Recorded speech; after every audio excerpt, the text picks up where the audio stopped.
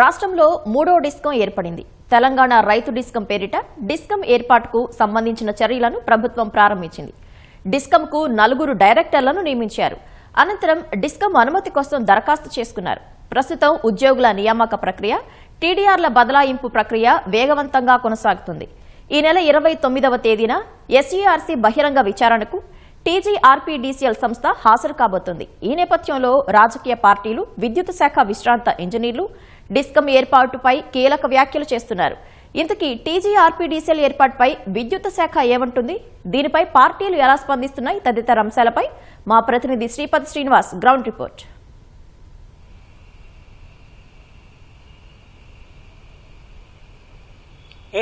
తెలంగాణ రాష్ట్రంలో టీజీఆర్పీడీసీఎల్ పేరిట ఒక మూడో డిస్కాన్ని కూడా ఏర్పాటు చేస్తూ ప్రభుత్వం డిసెంబర్ 2వ వారంలో ఒక ప్రకటన జీవోను జారీ చేసింది. ఆ తర్వాత ఫిబ్రవరి 2వ వారం నుంచి 3వ వారంలో రైతు డిస్కంకు సంబంధించి సీఎండీని విద్యుత్ శాఖలో సీనియర్ ఐఏఎస్ అధికారి ముషరఫ్ ఫారూక్ని సీఎండీగా నియమిస్తూ ఉత్తర్వులు అయితే జారీ చేసింది.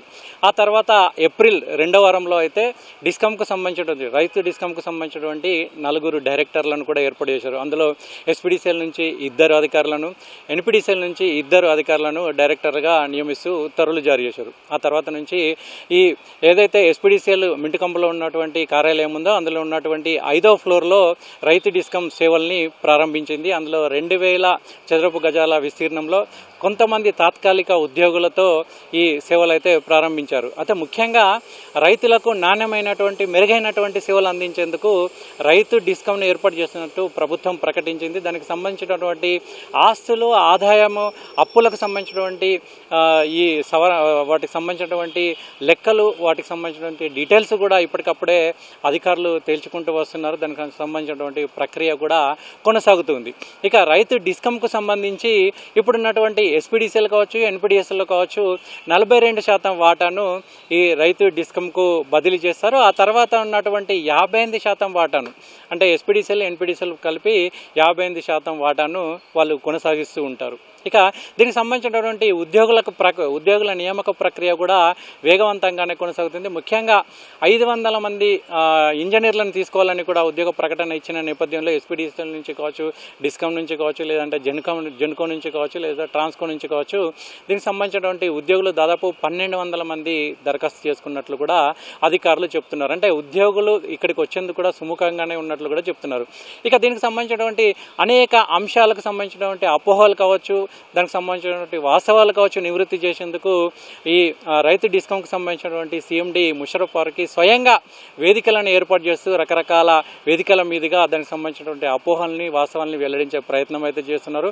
ఒకసారి ఏకంగా ఈ వివిధ రంగాలకు చెందినటువంటి నిపుణులు కావచ్చు, లేదంటే ఈ విద్యుత్ రంగానికి సంబంధించినటువంటి నిపుణులు కావచ్చు, ఇతరత్ర రంగాలకు సంబంధించినటువంటి నిపుణులు కావచ్చు, వాళ్ళందరితో కూడా మీకు ఈ రైతు డిస్కం రావడం వల్ల వస్తున్నటువంటి అపోహలు ఏంటి, వాస్తవాలు ఏంటి అనేది చెప్తూ దానికి సంబంధించినటువంటి నివృత్తి చేసే ప్రయత్నం చేశారు. ఆ తర్వాత ఉద్యోగులకు సంబంధించి, ఎందుకంటే రైతు డిస్కంకు సంబంధించినటువంటి ఉద్యోగులంతా కూడా ఎస్పీడీసీఎల్ నుంచి లేదంటే ఎన్పీడీసీఎల్ నుంచి రావాల్సి ఉంటుంది.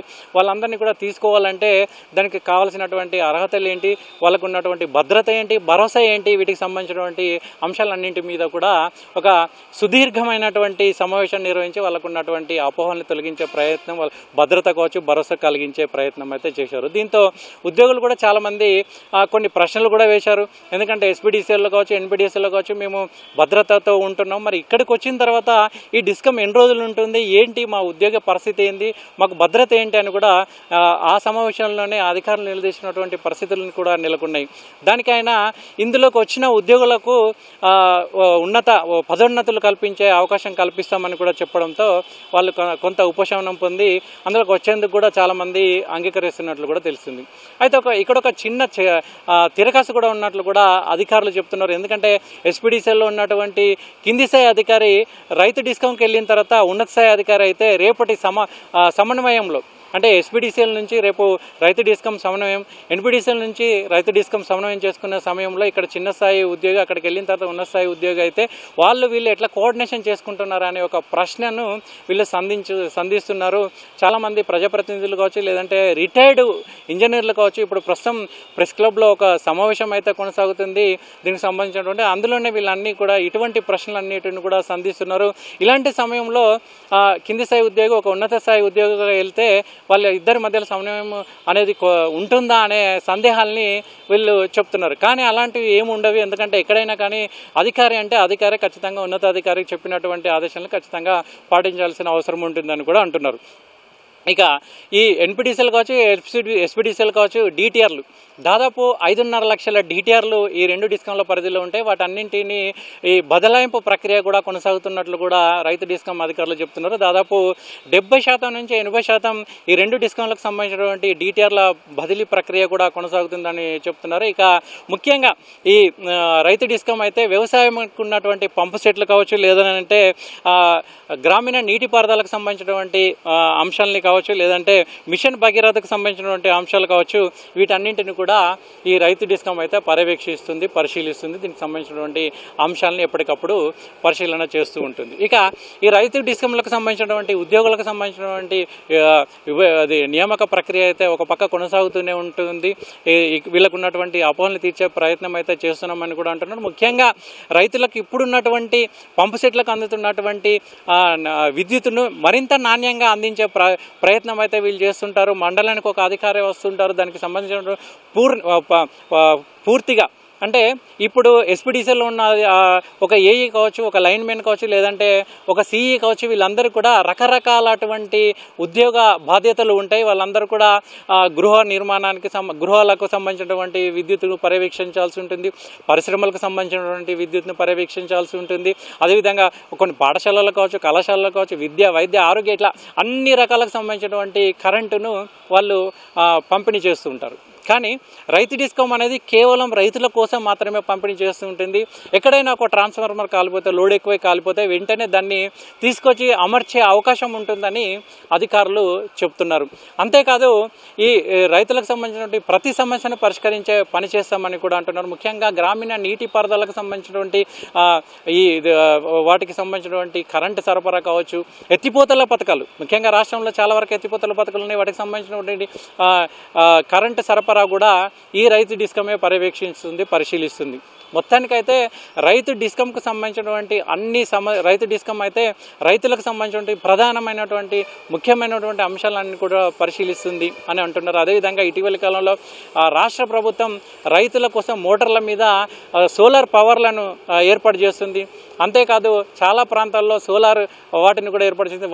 వాటిని కూడా తర్వాత రైతు డిస్కం పరిధిలోకి తీసుకురావాలనే ఆలోచన కూడా చేస్తున్నట్లు కూడా చెప్తున్నారు. ఏదేమైనప్పటికీ కూడా రైతులకు ఇప్పుడున్నటువంటి సేవల కంటే భిన్నంగా ఇంకా ఏ విధంగా సేవలు అందిస్తారని ఇప్పుడున్నటువంటి ఎస్పీడీసీఎల్ కావచ్చు, ఎన్పీడీసీఎల్ అధికారులు కూడా కొంతమంది ప్రశ్నిస్తున్నారు. ఎందుకంటే ఇప్పటికే సేవలు అందిస్తున్నారు రైతులకు, వాళ్ళు కూడా అన్ని సేవలతో పాటు రైతులకు కూడా సేవలు అందిస్తున్నారు. మరి ఇప్పుడు కొత్తగా వచ్చినటువంటి రైతు డిస్కం ఎటువంటి సేవలు అందిస్తున్నారు అనేటువంటి సందేహాన్ని వ్యక్తం చేస్తున్నారు. అయితే ఇది కేవలం పర్ఫెక్ట్గా కేవలం ఒక్క రైతుల కోసమే పనిచేస్తుంది కాబట్టి ఖచ్చితంగా సేవలు నాణ్యంగా ఉంటాయని కూడా ఈ రైతు డిస్కంకు సంబంధించినటువంటి సిఎండి ముషరఫ్ ఫారూఖీ హామీ ఇస్తున్నారు, భరోసా ఇస్తున్నారు. ఇక ఉద్యోగులకు, ఇందులోకి వచ్చినటువంటి ఉద్యోగులకు కూడా ఎటువంటి ఇబ్బందులు ఉండవు. ఎందుకనంటే అప్పుడున్నటువంటి డిస్కంలు ఇప్పటికే ఉన్నటువంటి ఎస్పీడీసీలు కావచ్చు, ఎన్పీడీసీలు కావచ్చు అప్పులు ఉన్నాయి. అటువంటి అప్పులు ఇక్కడ ఉన్నటువంటి కొత్త డిస్కంకు ఎటువంటి అప్పులు లేవు. ఇది కేవలం కొత్త డిస్కంగానే ఏర్పడుతుంది. దీనికి సంబంధించినటువంటి అనేక కేంద్ర ప్రభుత్వ నిధులు కూడా వచ్చే అవకాశాలు ఉంటాయి. సో ఈ నేపథ్యంలోనే రైతు డిస్కం అనేది ఖచ్చితంగా రైతుల పాలిట ఖచ్చితంగా ఒక వరప్రదాయని అని చెప్పే ప్రయత్నం అయితే చేస్తున్నారు. మరి రాబోయే రోజుల్లో రైతు డిస్కం ఎలాంటి మేలు చేస్తుంది అనేది వేచి చూడాల్సిందే. ఇవి ఇక్కడ తాజా పరిస్థితులు. Over to you.